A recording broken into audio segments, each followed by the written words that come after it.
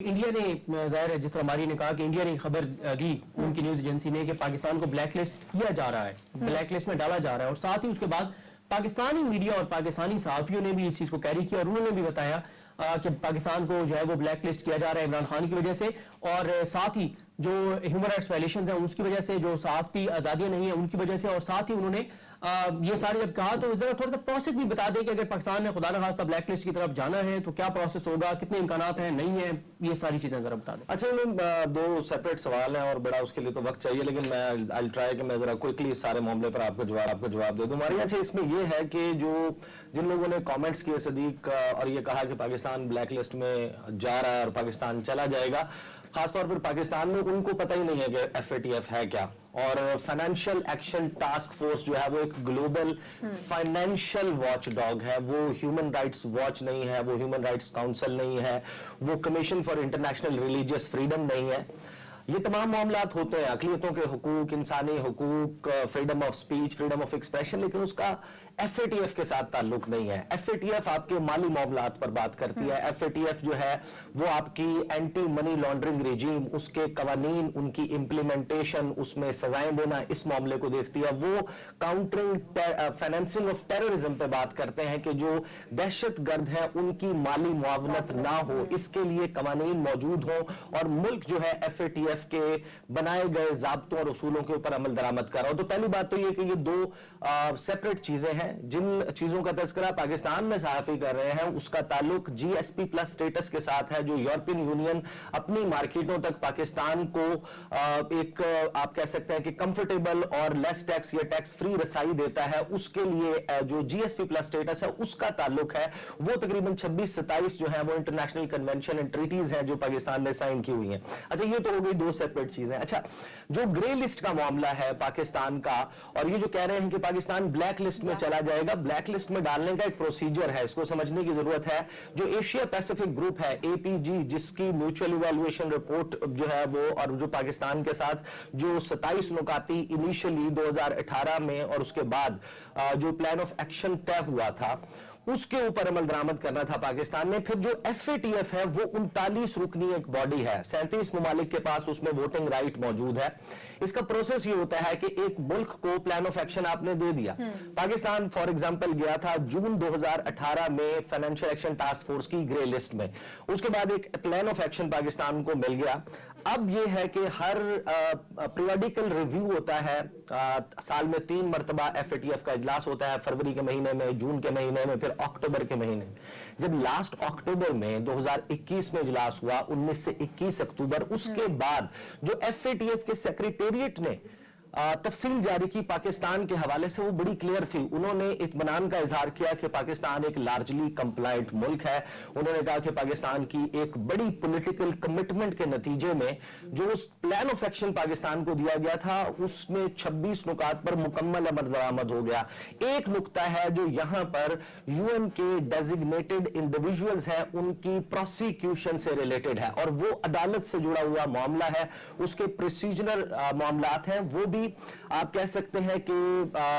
مکمل طور پر تو نہیں لیکن کسی حد تک اس پہ کمپلائنس کا آغاز ہو گیا۔ پھر اس سے پہلے جو جون میں پاکستان کو ایک ریوائزڈ پلان آف ایکشن دیا گیا تھا، اس میں بھی پھر صرف 2 نکات رہ گئے تھے۔ تو یہ تو تھی پروگریس اکتوبر 2021 تک۔ اب ہم بات کر رہے ہیں فروری 2022 کی، جب انڈیا نے پروپیگنڈا شروع کیا، اس پروپیگنڈے کو بائے کیا، پاکستان کے بھی کچھ لوگوں نے اس کو بغیر سوچے سمجھے باقاعدہ ANI جو کہ ایک نون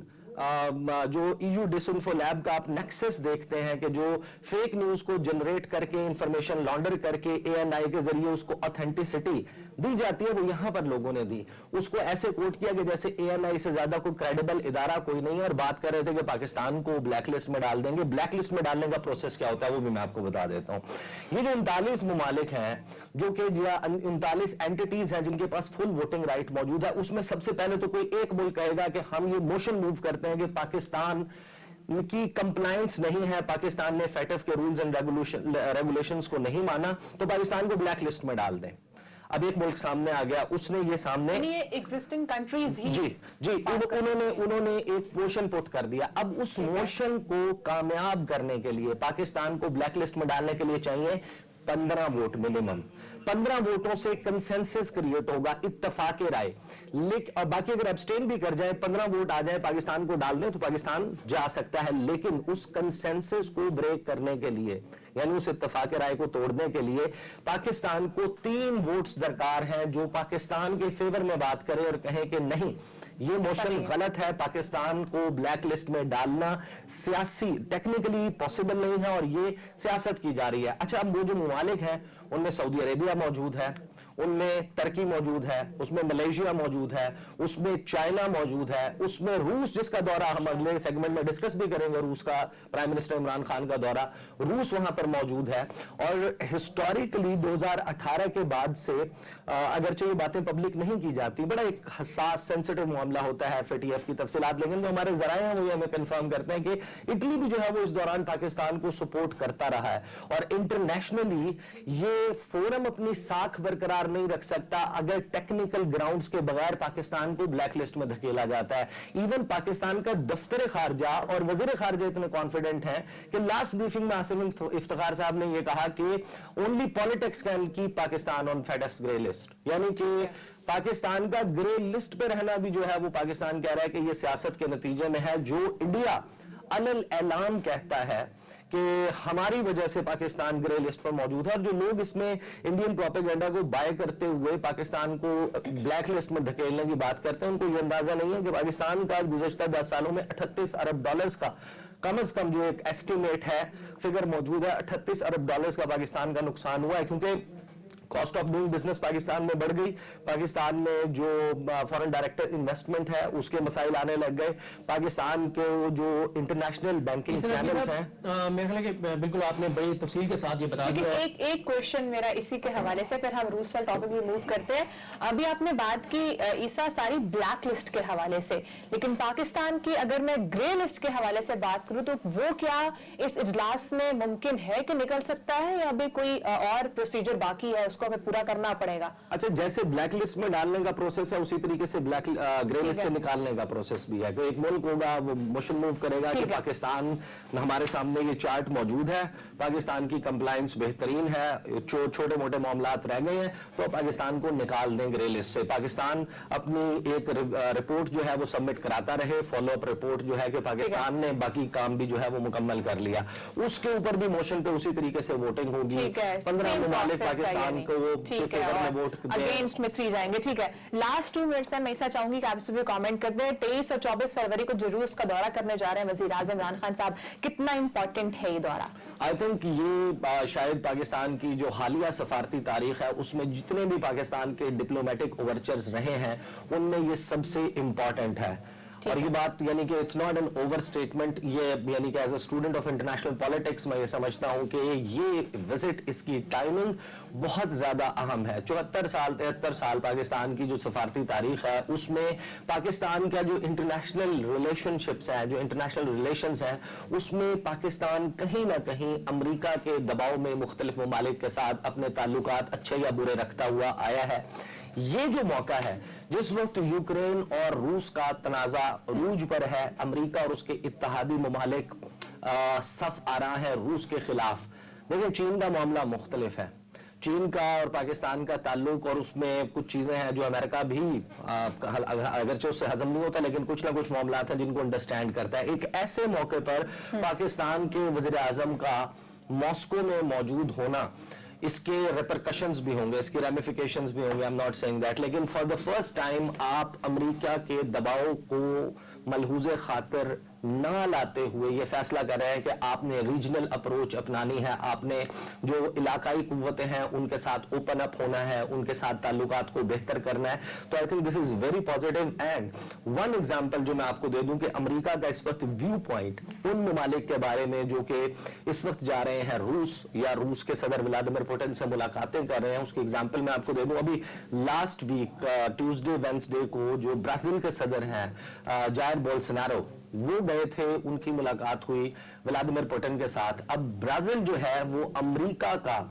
मेजर नॉन नेटो एलाई है, एक बहुत बड़ा इत्तेहादी है। 148 अरब डॉलर्स की उनकी अमेरिकन की वहां पर फॉरेन डायरेक्ट इन्वेस्टमेंट्स मौजूद हैं, बड़ी उनकी बड़ी बेहतरीन जो है वो रिलेशनशिप है, लेकिन जो स्टेट डिपार्टमेंट है उसके तर्जुमान नेड प्राइस और फिर जो व्हाइट हाउस की तर्जुमान है जेन साकी, आप उनकी स्टेटमेंट्स देखें कि उन्होंने बाकायदा जिस तरह आप कह सकते हैं कि सफारती झड़की कहें आप, उनको रिब्यूक किया है, उनको रिबफ किया है जो बोल्सोनारो हैं उनके दौरे के हवाले से, और ये कहा है कि the timing of the visit could not be verse, कि इससे बुरा वक्त हो ही नहीं सकता था कि आप वहां जाकर खड़े, और अमेरिका ने तो ये ऐलान कर दिया कि इस वक्त जो जाकर रूस खड़ा हो रहा है, मॉस्को खड़ा हो रहा है, वो ग्लोबल कम्युनिटी जिस मकाम पर, जिस जगह पर, जिस पॉइंट ऑफ व्यू पर खड़ी है वो उसके मुखालिफ खड़ा होगा। तो ये मेरा ख्याल है कि एक ऐसा विजिट है। लेकिन जब चाइना का दौरा हुआ और अब इसके बाद अनकरीब रूस का दौरा होने जा रहा है, इस दौरान एक स्टेटमेंट भी आती है अमेरिकी वज़ीर ख़ारजा की तरफ से कि हम पाकिस्तान के साथ हैं, हम उनके साथ उनके स्ट्रेटेजिक पार्टनर भी हैं। सो इस टाइम पर इस तरह की अमेरिका की तरफ से स्टेटमेंट आना, ये भी आप क्या समझते हैं कि अमेरिका को इस वक्त जरूरत महसूस हुई तो अमेरिका ने ये स्टेटमेंट दी? लेकिन दो चीजें हुई थी, एक जिस दिन वज़ीर आज़म इमरान खान ने बीजिंग में लैंड करना था 3 फरवरी को इसी महीने, उस वक्त जो है वो